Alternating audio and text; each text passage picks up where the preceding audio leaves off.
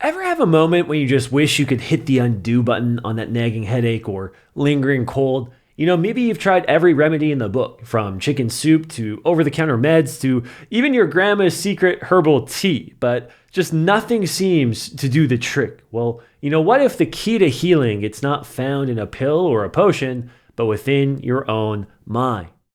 In part 10 of our modernization of Thomas Troward's Edinburgh lectures on mental science, we dove into the fascinating world of intuition, where we explored how tuning into our inner voice, that subtle nudge from the universe, can guide us towards choices that align with our true selves. It's like having a built-in GPS that always knows the best route, even when the road ahead might be foggy.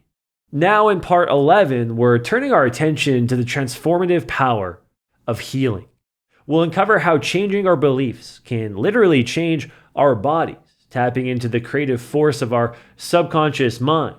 Imagine realizing that you're not just a passive recipient of whatever ailment comes your way, but an active participant in your own health and wellness journey. So are you ready to explore how your thoughts can become your most potent medicine? Let's embark on this journey to discover how embracing the principles of mental healing can revolutionize not just how you feel, but also how you live your life.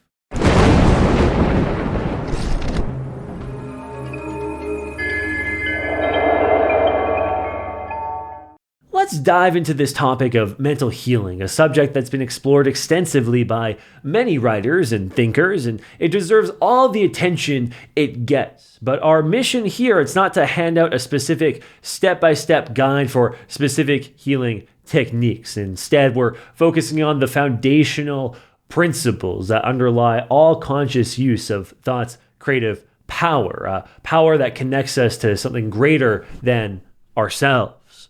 So what's the common thread among all those different mental healing methods out there? Well, spoiler alert, it's not the unique quirks of each method that make them effective. Rather, it's that they all tap into higher laws of nature, allowing these laws to work through them. At the heart of every mental healing practice is a core principle.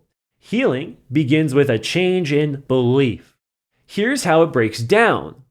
The subconscious mind is the creative powerhouse. You can kind of think of your subconscious mind as the ultimate architect of your life, a deep well of potential, if you will, where new realities can take shape. It builds whatever your conscious mind, the part that you are aware of, hands over to it. The conscious mind imprints thoughts onto the subconscious, and your conscious mind or intellect impresses its thoughts onto the subconscious. It's like the screenwriter handing the script to the director. Now, your thoughts, they reflect beliefs. Your thoughts are expressions of your beliefs, and if you believe you're capable and healthy, your thoughts will align with that belief. The subconscious manifests these beliefs into reality. The subconscious doesn't question or judge, it simply brings forth into your life what the conscious mind consistently feeds it. So, if we want to change what's showing up in our lives, like improving our health, which we're exploring today, we need to change our beliefs. But here's the kicker, we can't just flip a switch and adopt new beliefs without a solid reason. We need convincing evidence that our old beliefs are holding us back and that the new ones are empowering us towards a bigger and brighter future. And this is where understanding the law of causation comes in. A common misconception that trips us up is mistaking secondary causes like germs or external conditions for primary ones. It's like blaming the mirror for the way that you look. It just doesn't make a lot of sense, right?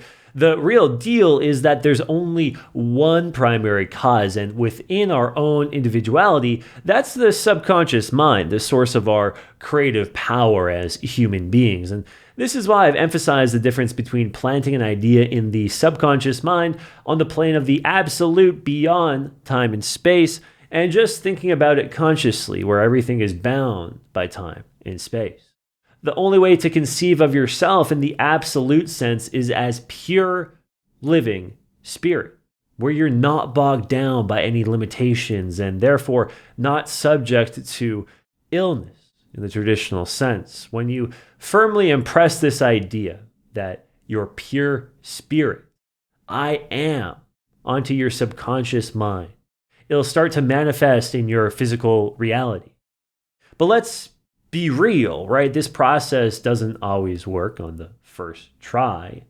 Why? Because we've spent our whole lives, more than likely, holding on to the false belief that sickness is a substantial thing in itself, a primary cause, instead of recognizing it as a negative condition resulting from the absence of the primary cause, the expression of our true nature as pure spirit. Again, I am. Really think about it, right? Like a belief that's been ingrained since childhood, that's not just going to disappear overnight. It's like trying to delete a deeply embedded computer virus with a single click. It's going to take a little bit more effort than that. And that's why we often see initial improvements in health after starting to do this inner work, only to have old symptoms eventually sneak back in. And this is because the new belief in our own creative power just hasn't fully penetrated the deepest levels of our subconscious yet. It's only started to take root. We need to give it time. And the thing here is each time we reinforce this new belief, through practices like meditation, affirmation, or mindful intention, and some of the practices we've talked about in this series, we're strengthening its hold on the subconscious mind until eventually a lasting change is achieved. And this is the essence of self-healing based on understanding the laws of our own being. And this brings us to a reflection point. Consider a belief about yourself or your health that you've held since childhood, a belief that might be limiting you in the present. How has this belief shaped your experiences? What steps can you take to challenge and transform this belief to align with a vision of yourself as whole and healthy? But let's face it, not everyone has this knowledge, or at least not enough to grasp to heal themselves effectively. And that's when the intervention of a healer becomes useful. And I put healer a little bit in air quotes because a healer in the modern day could be anything from someone like a Reiki practitioner who would be considered a modern day healer, or a mindset coach, or even just a trusted friend who offers support that's maybe done more personal development. So what's the difference between the healer and the patient, though, with that being said? And simply put, the healer has learned how to guide the less self-aware aspects of the mind, the subconscious, using the more self-aware aspect, the conscious. The patient hasn't yet acquired this skill. The healer steps in to substitute their own conscious mentality, combining will and intellect for that of the patient. And in doing so, they gain access to the patient's subconscious mind and can impress upon it the suggestion of perfect health. Now, you might be wondering, how can the healer substitute their conscious mind for somebody else's? And that's a really great question. And the answer lies in the profound principles that we've discussed earlier, but let's break it down further now. We usually think of ourselves as separate individuals. My personality ends where yours begins, but that's not entirely accurate. The boundaries between personalities aren't necessarily fixed. They can be adjusted based on our willingness to connect at a deeper level. In fact, they can actually be temporarily removed so completely that for a time, two minds can unite in a shared purpose. And this is the principle at work between the healer and the patient. The healer asks the patient to adopt a receptive mental attitude and to willingly lower the barriers of their own conscious personality. And this openness allows the healer's positive intentions to enter. And on the flip side, the healer also lowers their own barriers, but with the intention of sending out healing energy or thoughts. By both parties lowering their mental defenses, if you will, a flow is established from the healer, who is actively giving, to the patient, who is passively receiving. And this aligns with the universal law of nature, that flow always moves from fullness to emptiness, like water seeking the lowest point. This mutual removal of mental barriers is what's called establishing rapport. And here's where we see a practical application of the principle of pure spirit is fully present at every point simultaneously. Once the healer recognizes that the barriers between themselves and the patient are down, they can communicate with the patient's subconscious mind as if it were their own. And since both are expressions of pure spirit, thinking of their unity makes them unified. They become focused onto a single point which the healer's conscious mind can act.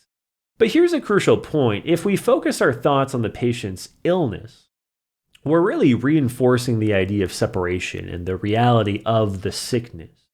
Instead, we need to withdraw our attention from their physical symptoms and even their physical personality. We must see them as a purely spiritual being. I am, free from any conditions or limitations. And by holding this vision, we mentally affirm that they will outwardly manifest the perfect vitality and intelligence that pure spirit always embodies. As we make this mental affirmation, the healer's conscious thought impresses this suggestion upon the patient's subconscious mind. Meanwhile, the patient's conscious mind is open to receiving this positive intention. The result? The patient's subconscious becomes thoroughly infused with the recognition of its own life-giving power. According to the laws of the subconscious mind, it begins to manifest this suggestion into physical reality, eventually replacing sickness with health. Now, it's important to understand that the purpose of this process is to strengthen the individual's own power. It's never to control or dominate them. Using this method to dominate someone is like using a gift card to commit fraud. It backfires and brings negative consequences to the one misusing it. And herein, lies another reflection point. And that is to reflect upon your openness to receiving help or healing from others. Are there mental barriers or resistance that prevent you from fully benefiting from support, right? We're not necessarily even talking about, healing, the healing woo here, but just from support. Like, how can you cultivate a more receptive mindset to allow positive influences and healing energy into your life? In situations where direct interaction isn't possible or advisable, there's also this concept of absent treatment, and absent treatment can become highly effective. And this is where, the concept of remote healing comes into play. And it's something many spiritual traditions have recognizing. I mean, you can think of how prayer, right, works across distances.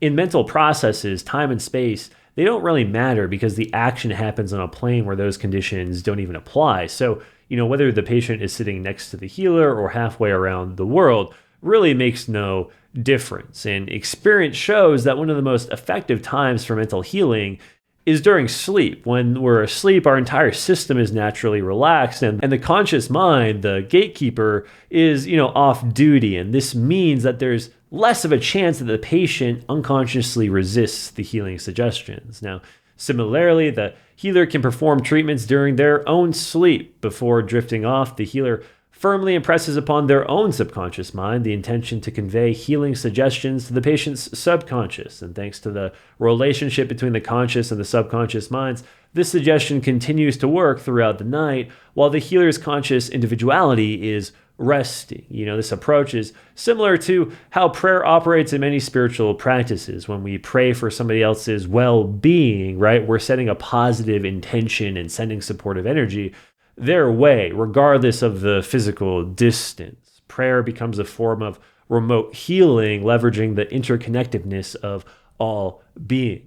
The only real advantage of meeting in person is the opportunity to provide verbal instruction, or when the patient's belief system requires the healer's physical presence to accept that something is happening. Otherwise, whether the patient is present or not is really irrelevant.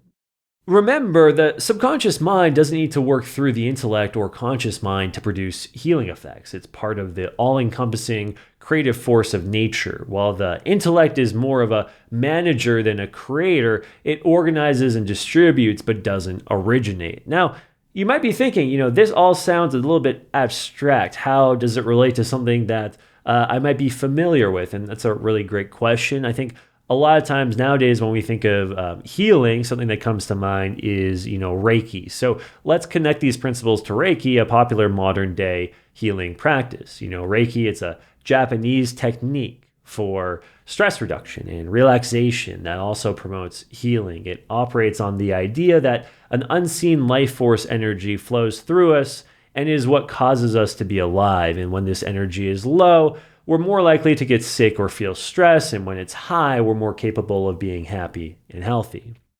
Now, in a Reiki session, the practitioner typically places their hands lightly or just above the client, aiming to transfer universal energy through their palms to encourage healing. And this process is, remarkably similar to what we've discussed. So let's explore the parallels of, how this intersects with mental science, right?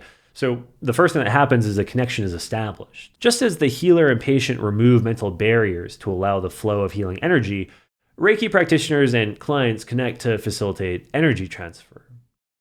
We can also look at, how we go beyond time and space. Reiki can be performed in person or even at a distance, echoing the idea that healing transcends physical limitations. There's elements of also tapping into intention and belief. Both Reiki and mental healing rely on the practitioner's focused intention and the client's openness to receive. And we can also take a look at how this intersects with empowerment and not domination, right? The goal is to support the client's own healing abilities, not to impose the practitioner's will or to make the patient feel weak. By understanding, the principles behind practices like Reiki and the role of prayer in remote healing, we see that they're practical applications of the foundational concepts that we've been exploring throughout this entire mental science series. They demonstrate how ancient wisdom and modern technique converge to promote holistic healing in yourself or on others, right? And the journey of healing, whether self-directed or with the assistance of a healer, is about recognizing and harnessing the creative power of our subconscious mind. By transforming our beliefs and understanding our interconnectedness with others, we unlock the ability to manifest profound changes in our health and our well-being. So as we wrap up our exploration of the transformative power of healing, recognize that we've uncovered that changing our beliefs isn't just a mental exercise, it's a catalyst for real tangible change in our physical and emotional well-being. We've learned that by tapping into the creative force of our subconscious mind, we can replace old limiting beliefs with new ones that promote health and vitality. It's sort of like discovering an internal switch that, once flipped, illuminates every aspect of our lives with renewed energy and purpose. But this journey is far from over. While understanding and harnessing our beliefs is a significant step, there's another crucial element that propels this entire process forward, and that is the will. How do we maintain focus on our new beliefs amid the distractions and challenges of everyday life? What empowers us to consistently align our thoughts with our highest aspirations, ensuring that our subconscious mind receives the clear, unwavering guidance it needs to manifest our desires? Well, in part 12, The Will, we'll delve into this driving force behind intentional thought and action. We'll explore how the will isn't about exerting force or dominating circumstances through sheer intensity. Instead, it's about cultivating a calm, centered determination that directs our mental faculties towards our goals without strain or exhaustion. We'll learn how the will functions as the guiding hand that keeps our imagination and desires aligned with the creative laws of the universe. Thanks so much for watching. If you enjoyed this video and you want to dive even deeper into the mastery of mental science, go to betterthought.com and subscribe to my newsletter. Not only will you find bonus material to complement what you just learned, but you'll be notified as soon as the next video in this series is released. So go to betterthought.com now and subscribe so we can continue this journey together. Until next time, Godspeed.